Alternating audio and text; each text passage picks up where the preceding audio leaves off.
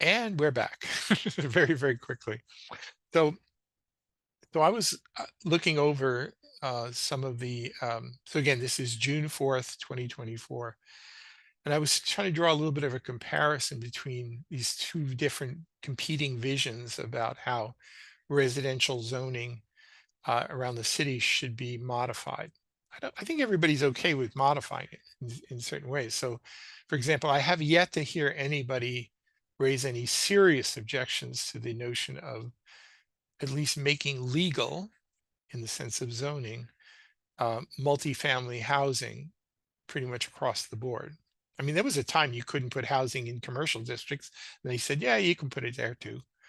But we have some districts that are single family only. People like to call that exclusionary zoning. Where they allow just up to two family. There's different standards for heights and densities. I live in a mixed use area, which if you were to build a new residential building here, you'd have to get a 0.75 floor area ratio. So, which basically means 1 story building over 3/4 of the lot, 2 story building over 3/8 of the lot, and so on. Um, of course, a lot of buildings like mine that were built prior to the zoning code, which dates to about 1926, um, uh, actually exceed those. So I think there's a lot of arguments you can make for increasing some of the residential densities, at least to be more or less aligned with what's already exists, really, which is pretty much what I said during the Envision Cambridge process when I was on their housing working group. Why don't we permit densities which are aligned with the prevailing densities of the currently built environment? That seemed to make some sense. Um, but there are some who want to actually jack these things up and then couple them with the affordable housing overlay and various other things, so that under sort of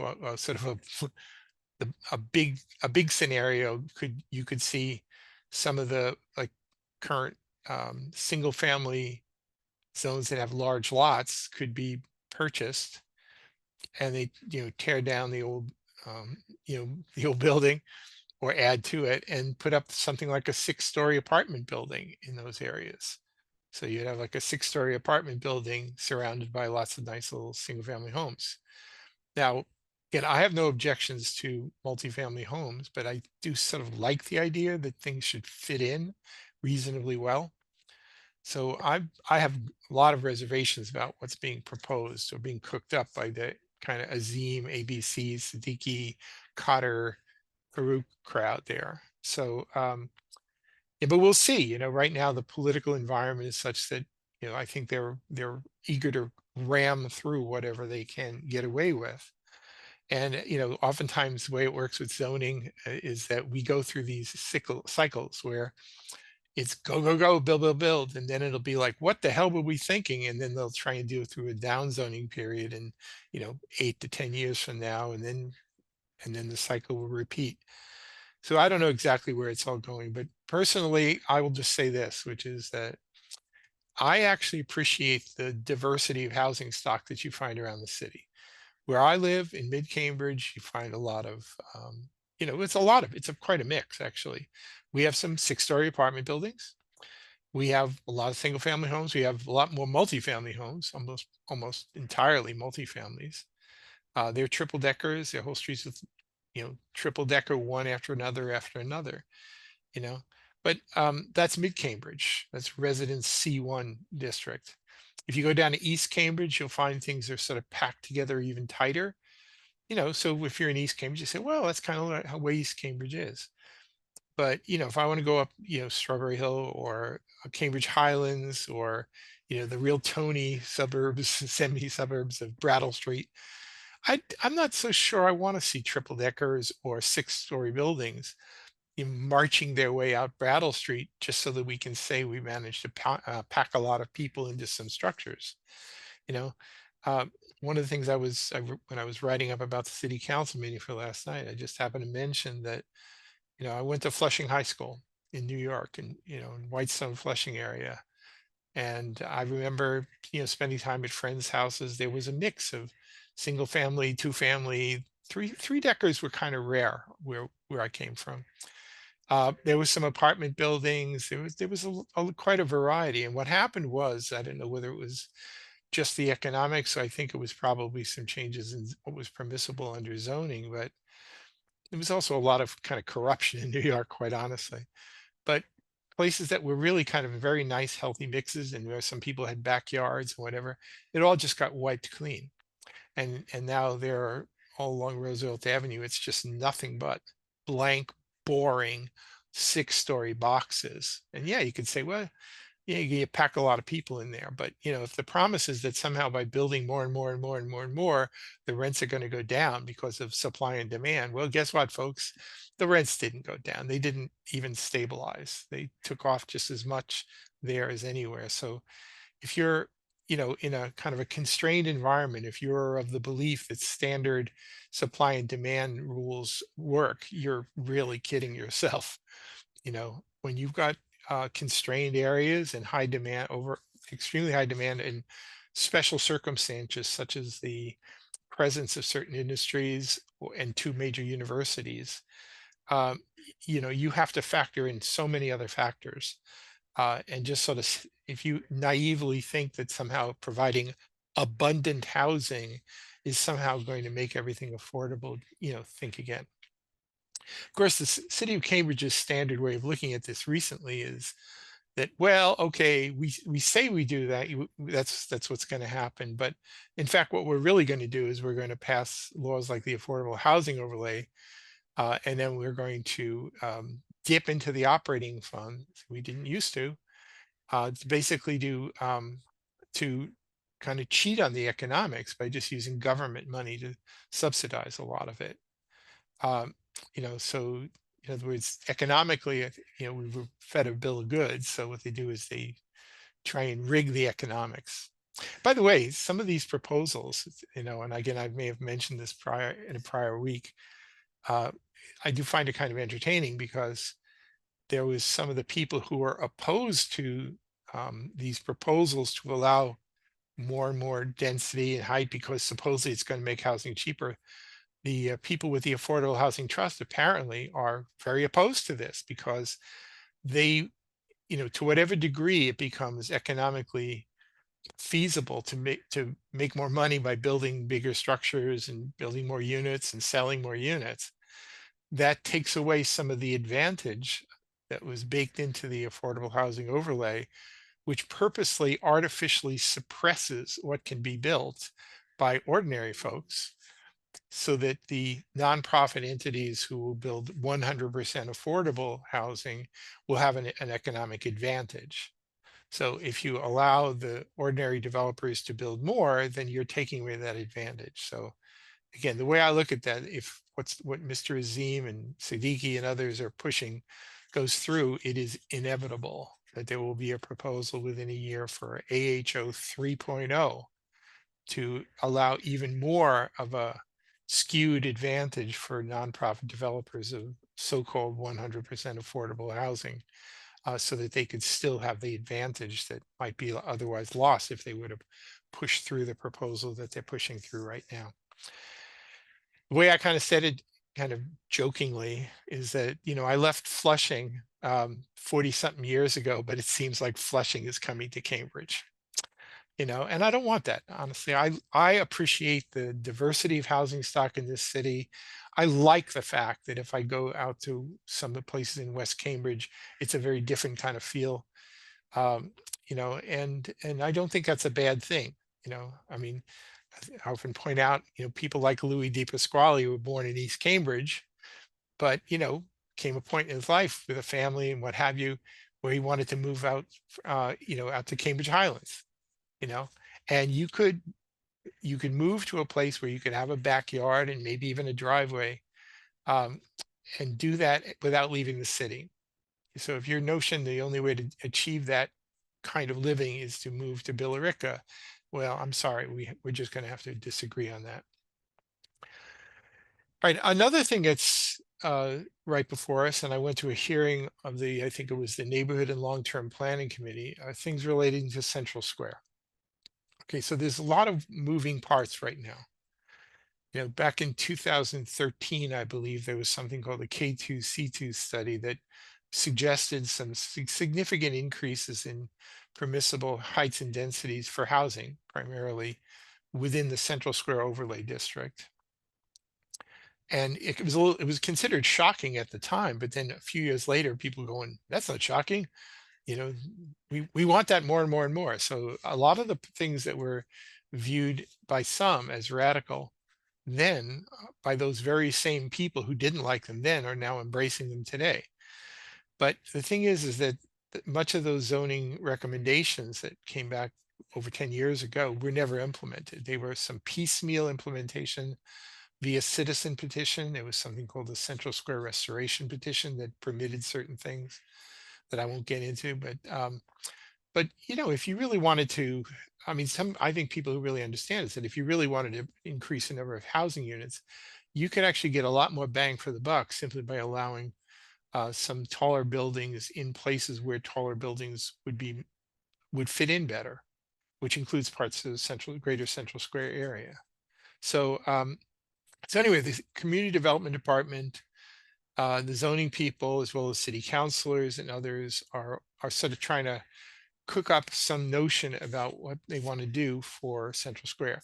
This is being done in conjunction with what was called the Central Square Lots Study, where they were looking at city-owned parcels, because land costs are often one of the most prohibitive aspects of trying to produce housing, particularly housing that may be somewhat affordable.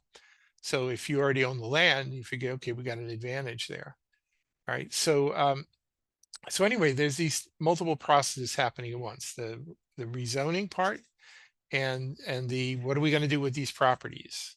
So there are several parking lots that may soon not be parking lots. Actually, where Starlight Square is right now, it's probably not going to go back to being a parking lot, though there may be parking there, but as part of a larger structure. Some of the structures that have been proposed are quite stunningly large, I might add. People are saying, well, we would also like to retain something like Starlight Square. That's a desirable outcome.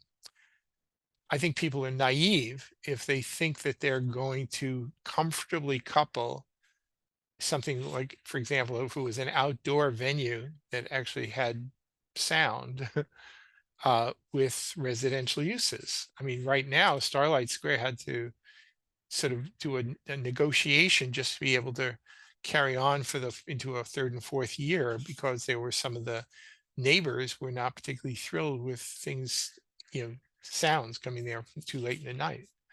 So I don't, there may be a lot of promises for doing some starlight on Bishop Allen Drive there, but I'll be quite surprised if that actually comes to fruition, if indeed they put up a significant housing project there. Even the housing project, to do it one way or another, the city administration, community development department, the zoning people, city managers seem to understand that we can't just pour money like water onto the ground and have this all happen. Is that there has to be some kind of a balance.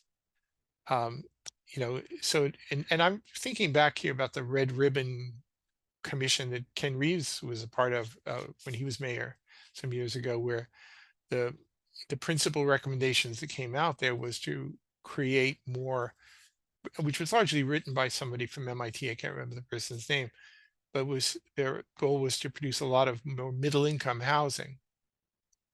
Somehow that got lost.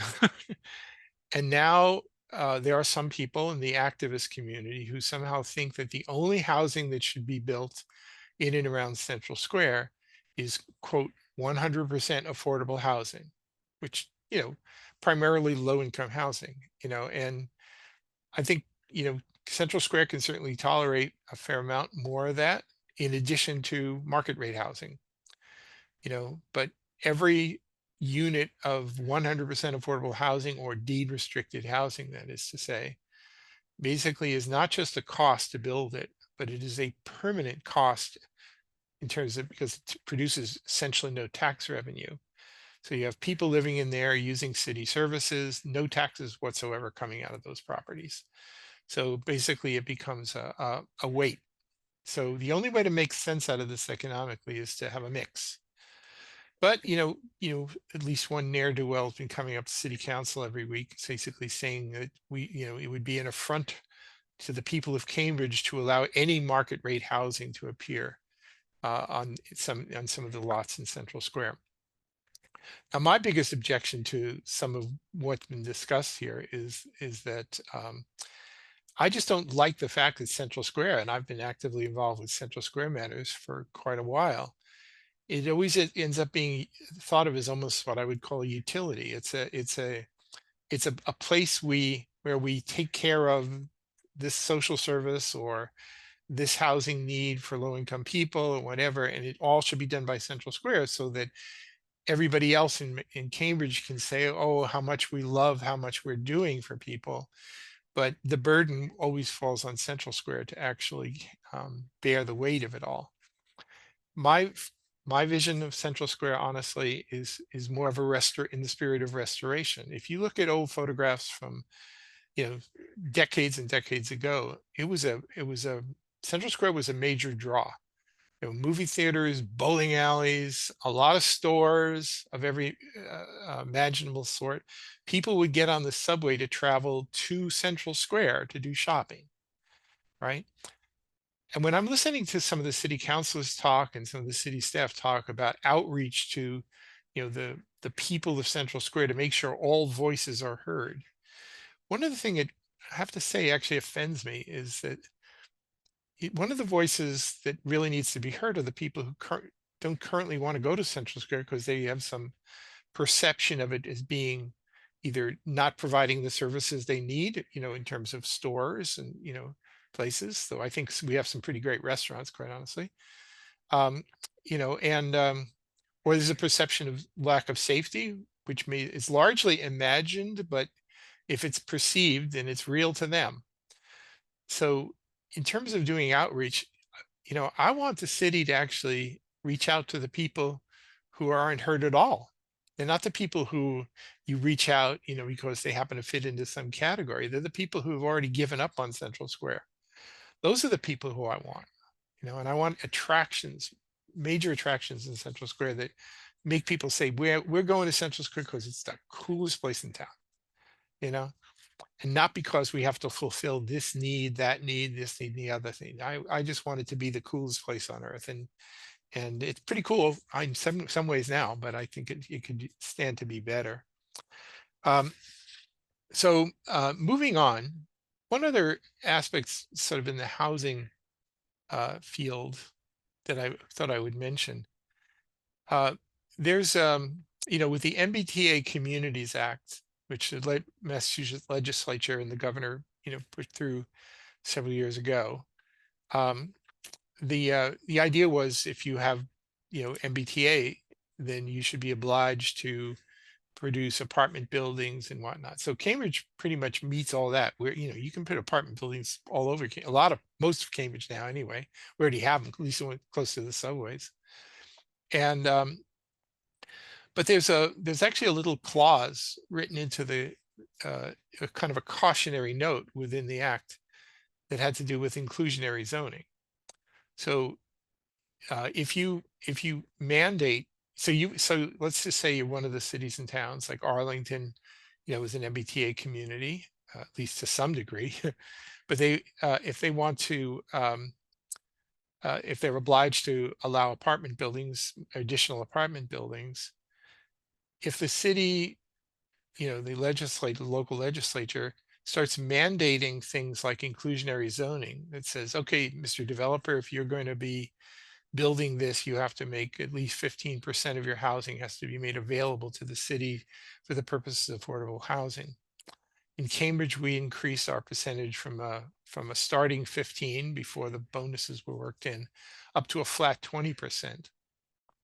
The problem is, and I was reading an article in something called Contrarian Boston just 2 days ago about this, is that as you burden development with more inclusionary requirements, as well-meaning as they may be, the net effect, apparently, according to a lot of the developers, is saying we can no longer, this is no longer economically feasible for us to build these buildings. So it stops all housing construction cold when you do that. So I mean, I've even heard rumor that in Cambridge, there may be at least some city councilors who are now willing to be open to the unthinkable, which is to perhaps, if they can politically get away with it, is to reduce our 20% inclusionary requirement a little bit in order to spur the kind of housing growth, non-subsidized housing growth that would still have inclusionary units within it, but it would actually permit the projects to actually move forward. You know, when we passed our inclusionary requirement to 20%, it was done at a time where at least one city councilor seemed to believe that, no matter what they set the inclusionary percentage at, that there was so much money to be made in Cambridge that, you could, any developer would love to develop anything anywhere, and they were going to make a lot of money no matter what. Well, guess what, folks? Things have changed. Construction costs have shot through the roof. Permitting requirements, if you want to make things net zero, like city loves everything to be doing as well, all of those things add up in terms of costs, so that there's been a real slowdown, and really in some places a cessation of housing growth, based on good intentions at providing more affordable housing. You end up with no housing at all. Anyway, it's a very interesting article. Just one quote out there. It says, there isn't a developer out there that will tell you that adding inclusionary housing helps housing production. So it might have been okay at a time, but I think it needs to be at least be reviewed. I don't know whether it needs to be changed, but maybe it does, maybe it doesn't. Anyway, as I'm sort of winding down here, so to say a couple of other quick things. On a few days ago, I was rather pleased that I was a recipient of an award for this little video John Pitkin and I put together about Cambridge's city charter, from town meeting to Plan E, which if you haven't seen it, I encourage you to do it. I think our Gregorio Leon, who was our, helped do the video production, I think he did a great job. And I think the content is pretty good. One of the things I was thinking about talking about tonight, but I ended up really not talking about, was all the things that we didn't put into the video. All right. I mean, maybe I'll talk about that in a future program, but when I was doing the research to produce that video, digging at charters, I learned a lot of things. And there's even one mystery came out of it. Like, in the first city charter in 1846, we actually wanted to have 5 wards. The legislature said, no, no, no, you can only have 3. I didn't know that. That was great. I knew we had 3, but I didn't know that we asked for 5. There were many other things that we did not put in there. We didn't really talk about the school committee and how that fits in. But then again, the charter review committee didn't talk much about the school committee either. One of the biggest things that was a part of all the discussion about city charters and the various amendments that were made during the 1800s was about the role of the city assessors. They were popularly elected. People were very concerned that you would be stuck with city assessors who were going to assess your properties in such a way that you were going to go broke on taxes. So there was, people were very, very involved in that. That's all kind of insulated from the people today. I mean, that was basically the trend, is to move away from having a whole long list of elected positions in favor of hiring an executive who appoints any of these positions. Once upon a time, we didn't have a Department of Human Services programs. We had what were called an elected board called the Overseers of the Poor.